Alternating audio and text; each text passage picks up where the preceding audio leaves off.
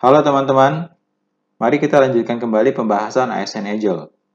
Kali ini kita akan membahas perbedaan antara Agile dengan Waterfall. Bagi teman-teman yang memiliki buku ASN juga bisa Agile, pembahasan ini dapat teman-teman baca pada halaman 13. Kita akan mulai dengan Waterfall.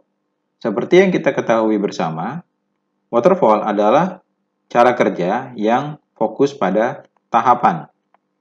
Proses kerja dalam waterfall itu memiliki tahapan-tahapan tertentu. Tahapan-tahapan tersebut akan dijalankan secara berurutan, mulai dari tahapan pertama sampai tahapan terakhir.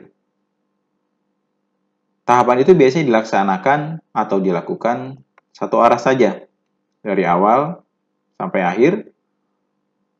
Lalu begitu tahapan pertama selesai, dia akan melanjutkan ke tahapan kedua.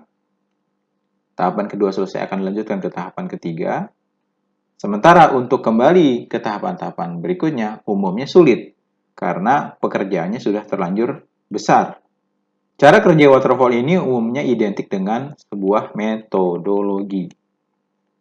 Artinya, segala sesuatu yang terkait dengan pekerjaan dalam proses waterfall diatur sedemikian rupa sampai serinci mungkin sehingga para penggunanya hanya perlu mengikuti isi metodologi tersebut.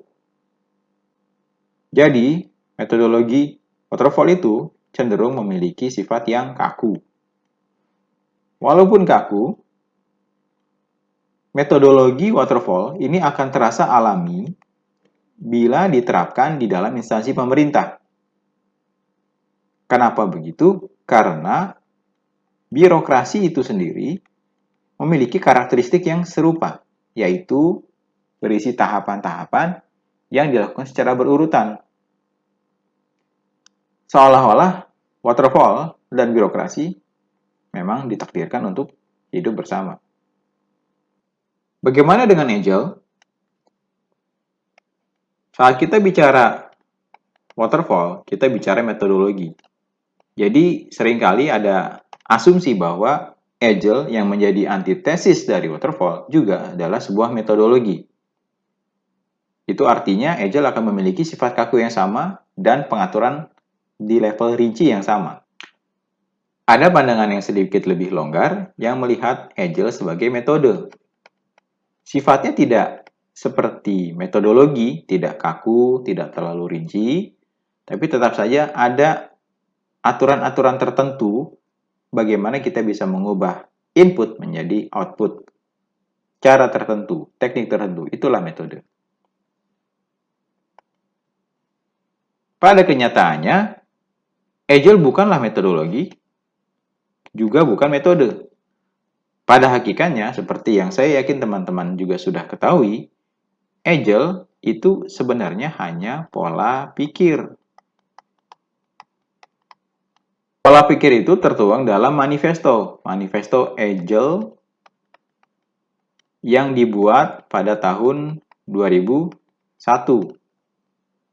Di dalam manifesto itu ditegaskan bahwa saat kita ingin bekerja dengan cara Agile, kita harus fokus pada kompetensi individu dan interaksi antar individu. Kita fokus pada kompetensi individu itu, pada interaksinya.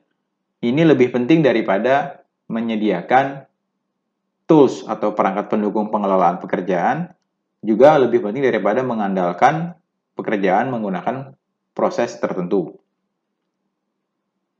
Fokusnya adalah membuat working software, perangkat lunak yang layak pakai. Tapi kalau kita bicara konteksnya di luar TI, sebenarnya software itu bisa kita ganti dengan produk. Perangkat lunak itu bisa kita ganti dengan produk.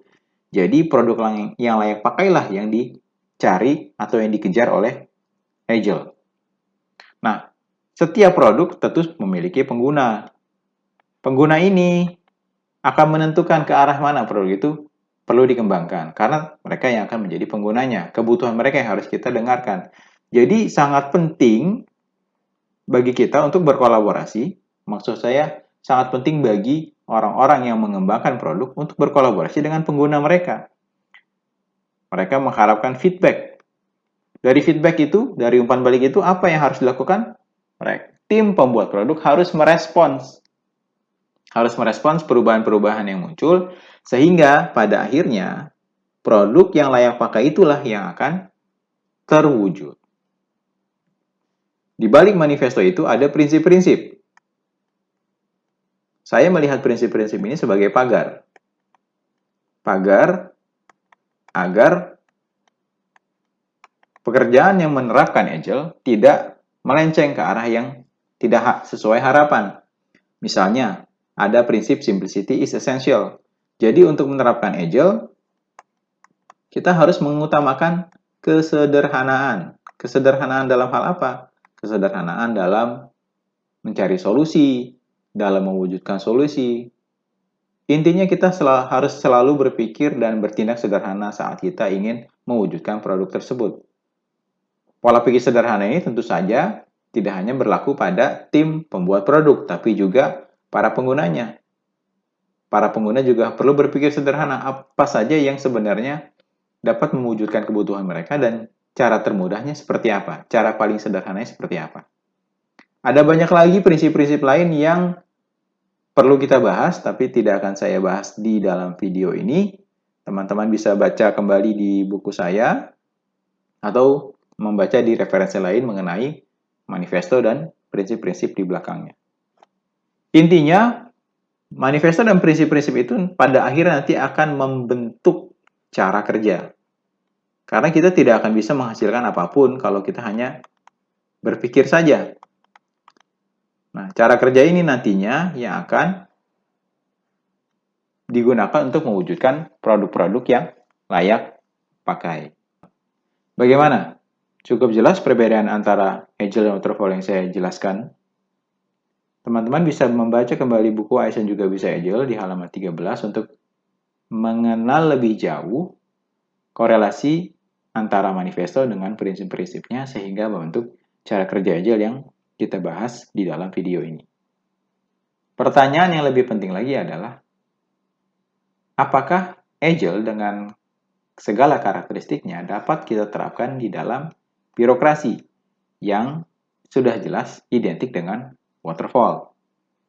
Mungkinkah kita mengubah budaya kerja, pola pikir, dan cara kerja yang sudah terbentuk di dalam instansi pemerintah ke arah yang lebih fleksibel, ke arah yang lebih berorientasi pada produk daripada pada dokumentasi,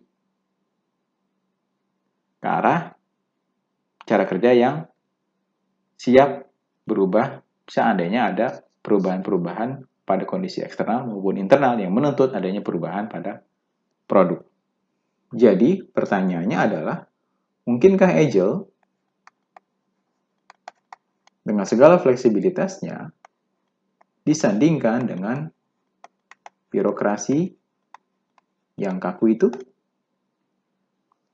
Hal itu yang akan kita jawab di episode-episode selanjutnya. Untuk melihat bahwa, iya, memang bisa kita menerapkan Agile di dalam instansi pemerintah, kita bisa menyelaraskan Agile dengan birokrasi, kita bisa mewujudkan fleksibilitas di dalam sebuah sistem yang kaku, sehingga akan terbentuk, pada akhirnya nanti akan terbentuk birokrasi yang modern.